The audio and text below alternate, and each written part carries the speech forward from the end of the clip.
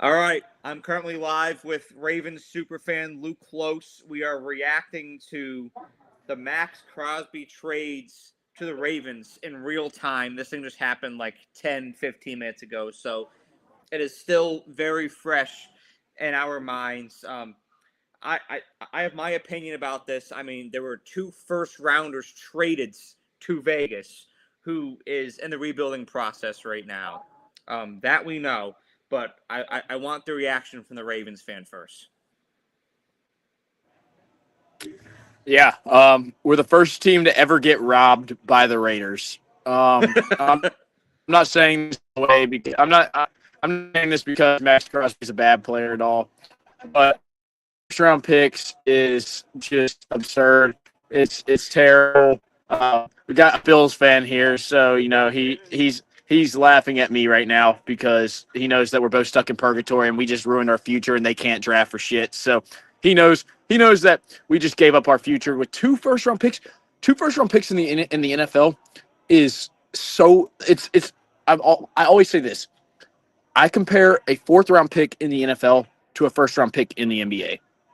That's how valuable picks are because you get these guys, you get these great players on rookie contracts, and you're able to build around them.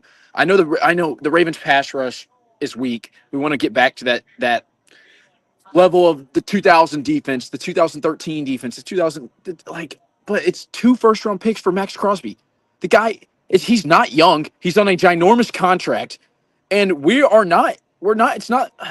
I just wish we would have spent the money elsewhere. I wish we would have used our draft capital better. I know he's a great player, but I'm not happy. I rate this trade a 4 out of 10. Win a Super Bowl, it might be an 8. Look, I get what the mentality was here from I'm Jesse stuck. Minter and Eric DeCosta. Like I get what the mentality was. You want to be Rebuild the aggressive. Like identity. I think they're also looking at this Ravens team right now and what the outlook is for the next 5 years. I mean, it's hard to have a 5-year plan in the NFL, but ideally you want to have some kind of image of what that's going to look like.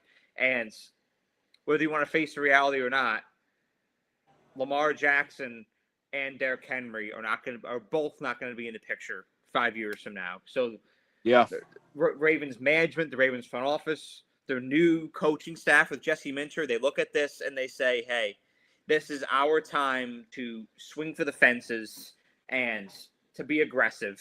And that's what this move symbolizes to me. So from a philosophical standpoint, I Yeah. understand it. But I Agreed. don't Agreed. agree with the execution. I don't agree. I never agree with giving away two first rounders because building off of what I just said, there's going to be a point where Lamar and Derrick Henry aren't there. And at that point, you're going to have to rebuild. So you're going to have to And need all of the resources in the building possible to do that, to execute that. and can I just say we just got an Adam Schefter report that the Cowboys were willing to offer a first and a second round pick for Maxx Crosby.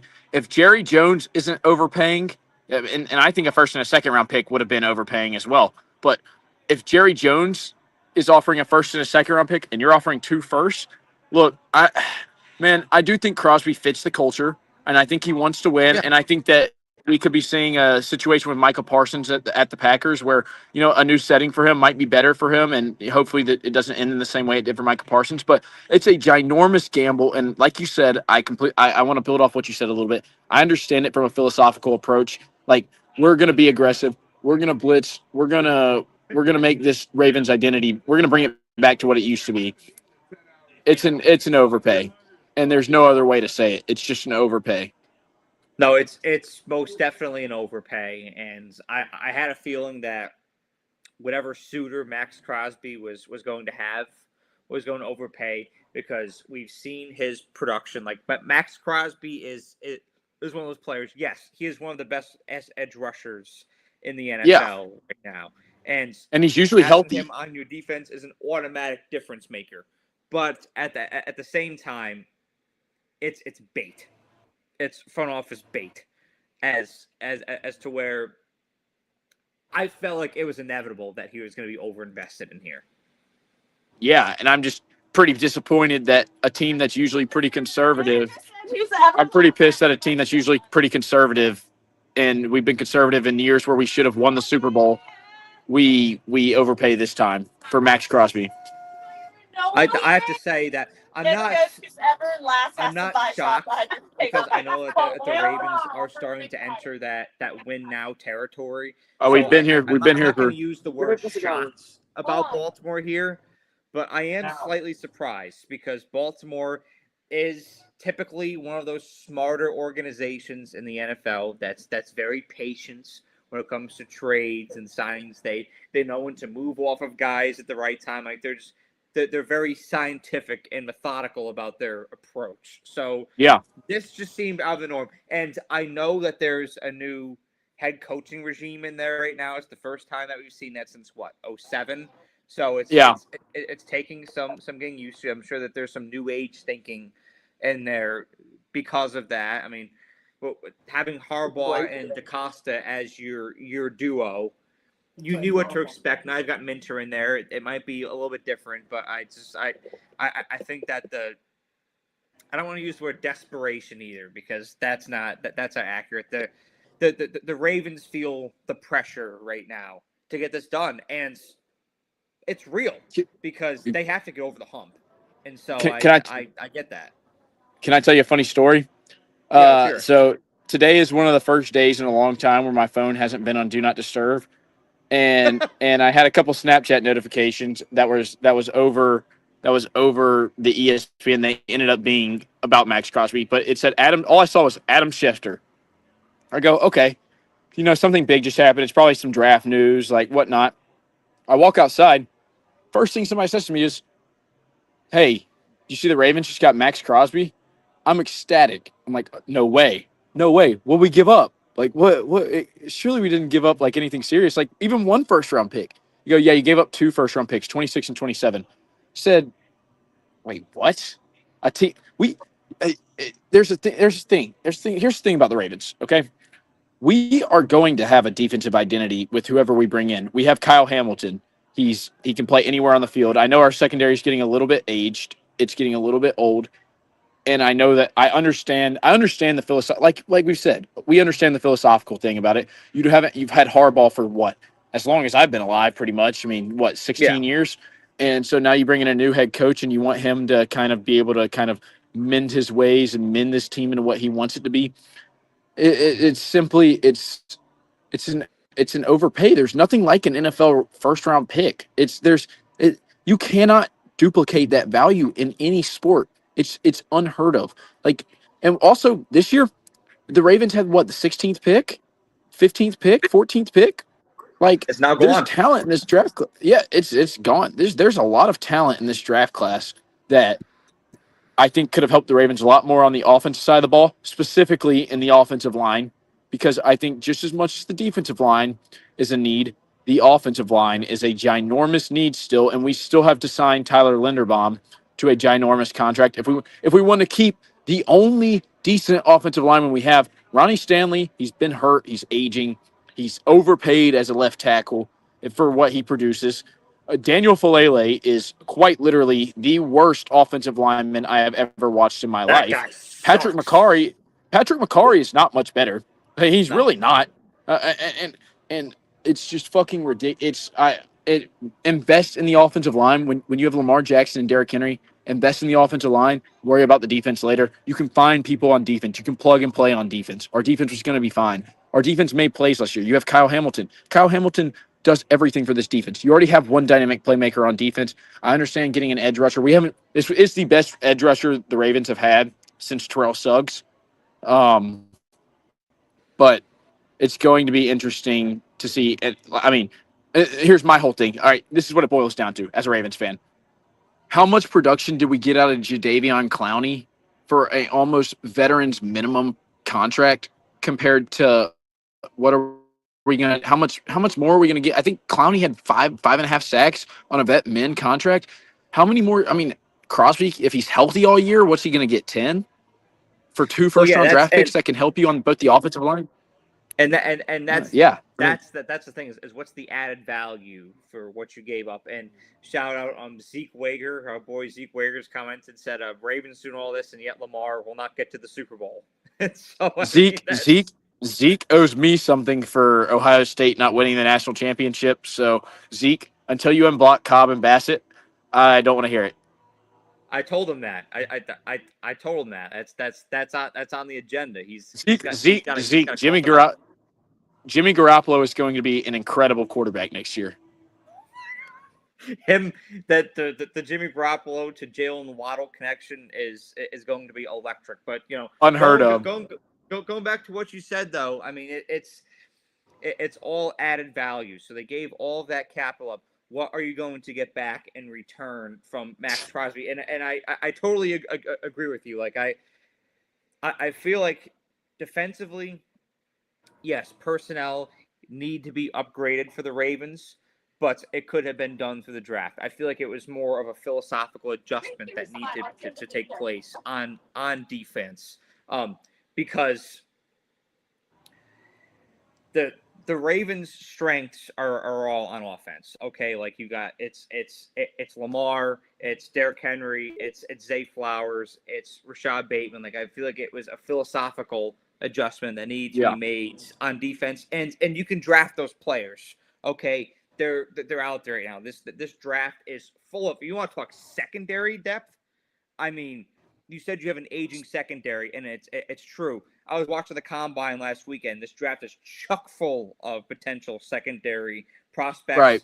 and then even you're talking interior edge rushing. There's some pretty good prospects coming up in this draft. So I feel like they could have backfilled with some younger players and save their resources to go out and get some guys offensively. Bring Linderbaum back, like you're saying. Like I don't know if this is the right way to go about building this team into a Super Bowl contender.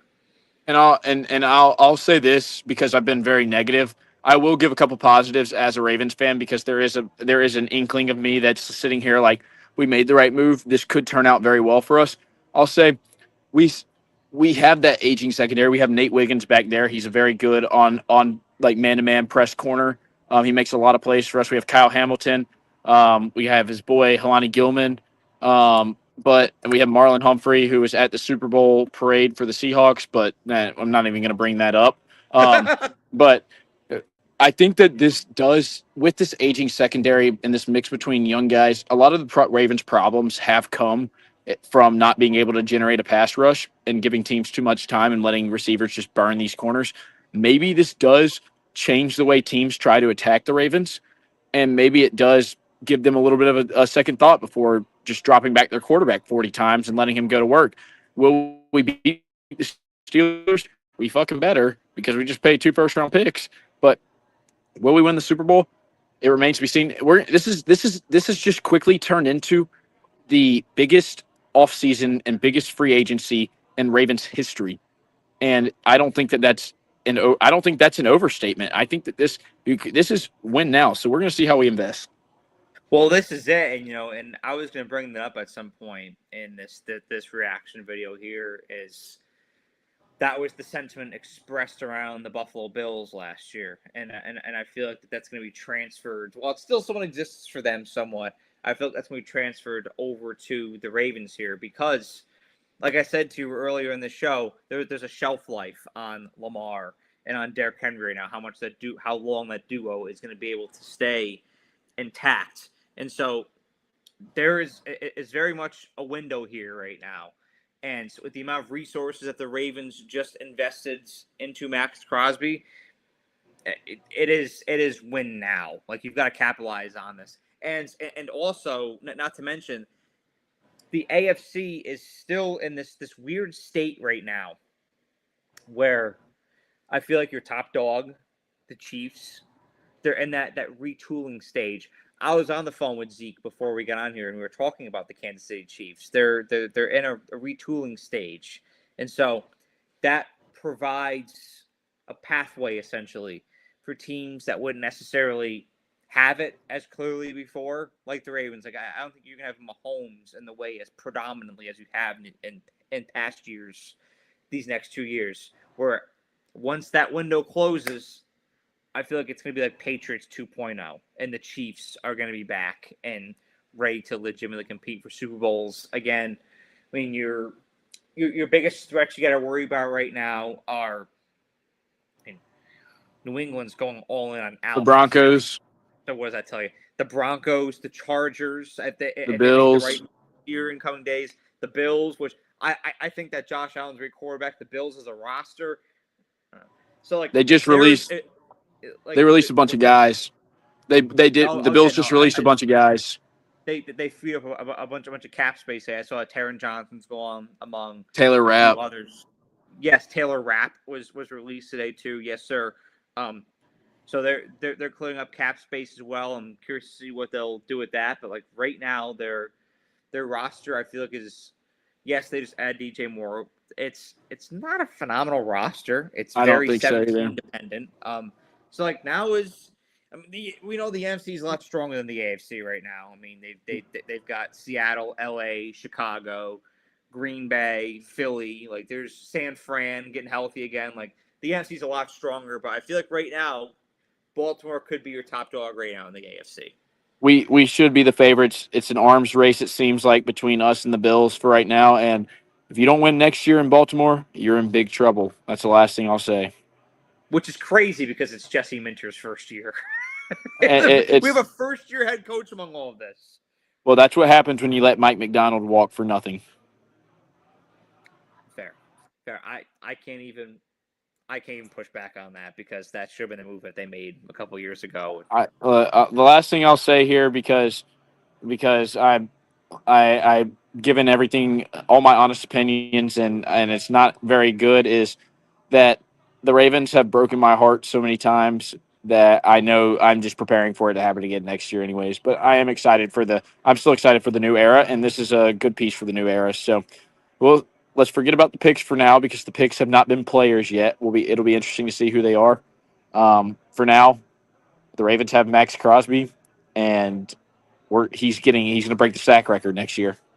It's over Myles Garrett, your division rival. I mean, it's at the end of the day, those picks are now in the Raiders' hands, and the Raiders have to make something of that. And we've seen what they've done the past couple years. Yes, they got Janty, they got they were able to get Brock Bowers. That's great, but outside of that, it's been a little. Okay, I have one more thing to say. This is the last thing I'll say.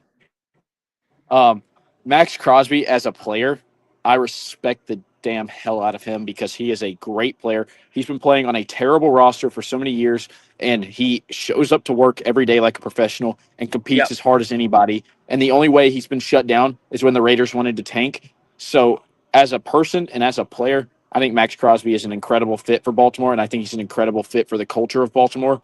I just think we overpaid.